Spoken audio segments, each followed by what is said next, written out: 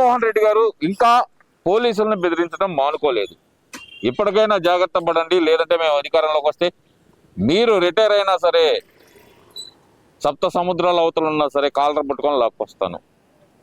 ఇదే మాట మాట్లాడుతున్నారు. ఎలా చూడాలంటారు అసలు ఈ వ్యాఖ్యల్ని?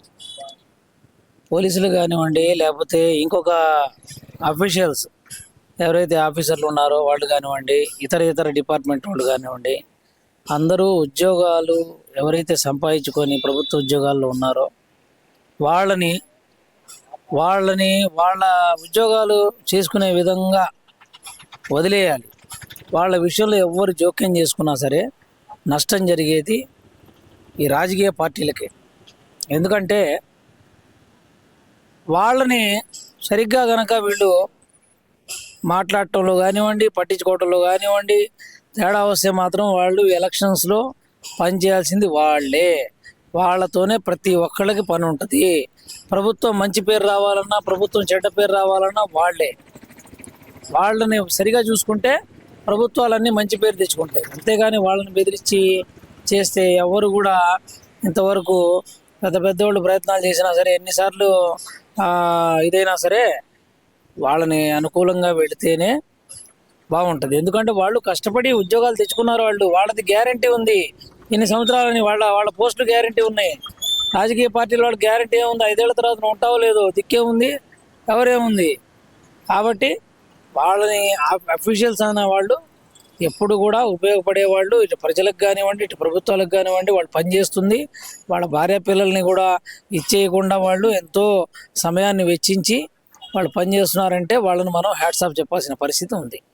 మరి ఎందుకని వాళ్ళని బెదిరించే ప్రయత్నం చేస్తున్నారు జగన్మోహన్ రెడ్డి గారు? అంటే వాళ్ళ నాయకులను కాపాడుకోవడానికి అంటారా, లేదంటే కనుక అరే ఎందుకులే మనకని చెప్పి పోలీస్ డిపార్ట్మెంట్ సైలెంట్ అయిపోవడానికి అనుకోవచ్చు అంటారా?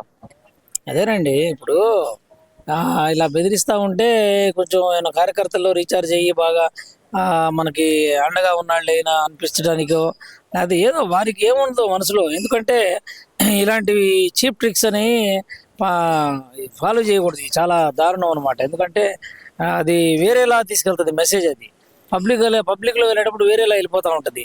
అమ్మో ఏంద్రబాబు రాకముందు ఎంత బెదిరిస్తున్నాడు, ఇంకొచ్చాక ఇంకా ఎట్లా ఉంటుందో అన్న ఫీలింగ్ అనేది అక్కడ కనబడుతూ ఉంటుంది. కాబట్టి ఒక రాజకీయ నాయకుడు ఎప్పుడు కూడా ఒక అధినేత, పార్టీ అధినేత అయి ఉండి కొంచెం ఏదంటే కొంచెం సంయమనం పాటించాలి. చక్కగా ఓపికగా ఓర్పుగా పనిచేయాల్సిన పరిస్థితి అయితే ఉందని చెప్పి నేను తెలియజేస్తున్నాను.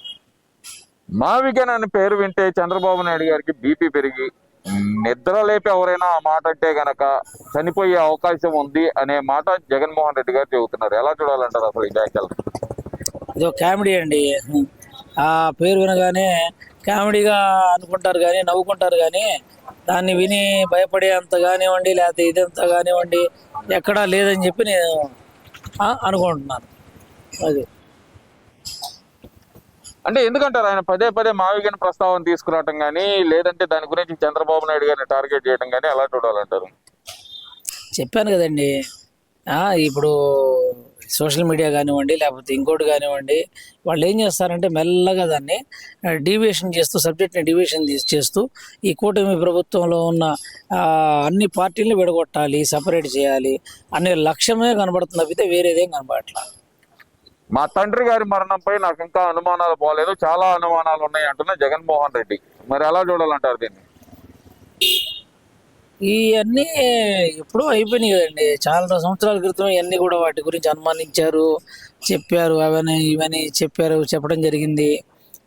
మరి ఆ దిశగా మీరు పోరాటం కావాలంటే మీరు చేసుకోవచ్చు, తప్పులేదు అది. ఎందుకంటే ఎవరికైనా బాధ ఉంటుంది అది అనేటప్పటికి. కానీ ఇక అదే పొద్దాకల మనం ఆ విషయాన్ని మనం లేవనెత్తుతా ఉన్నాం అనుకోండి, దానివల్ల మనకేమన్నా పార్టీకి ఏమైనా ఉపయోగపడిద్ది అనే దిశగా ఆలోచన చేయకూడదని నా ఉద్దేశం అనమాట.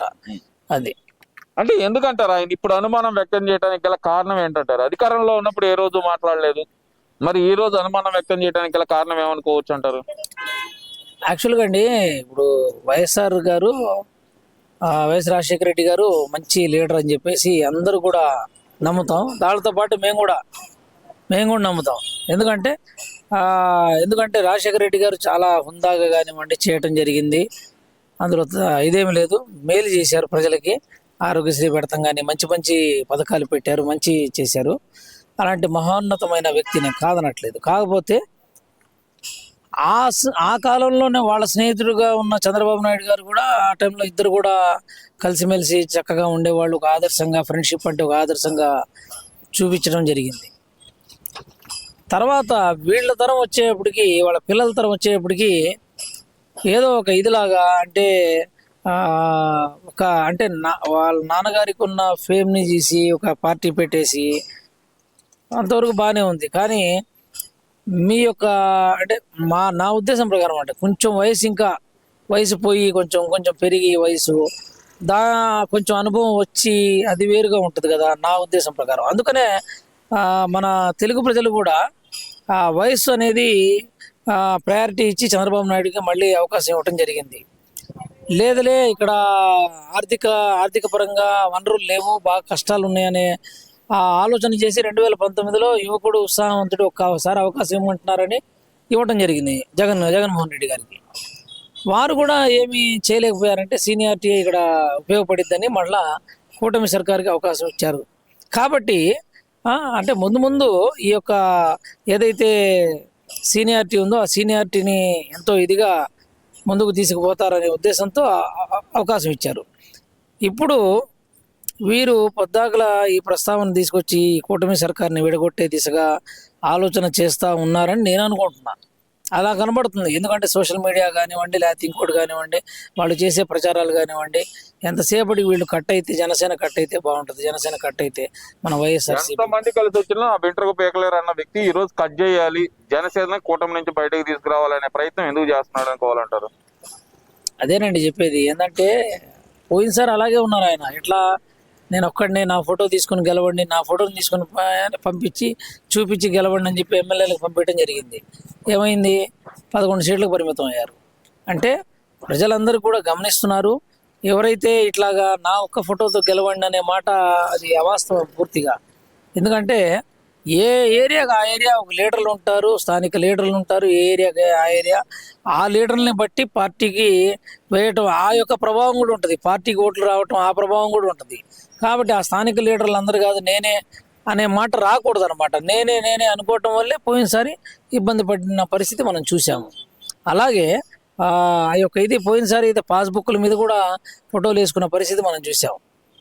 కాబట్టి ఇప్పటికి కూడా అదే దిశగా ఉండకుండా మారితే బాగుంటుందని ప్రజలు కూడా అప్పుడు వాళ్ళని ఓట్లు వేయటంలో ముందుకు వస్తారని నేను అనుకుంటున్నాను.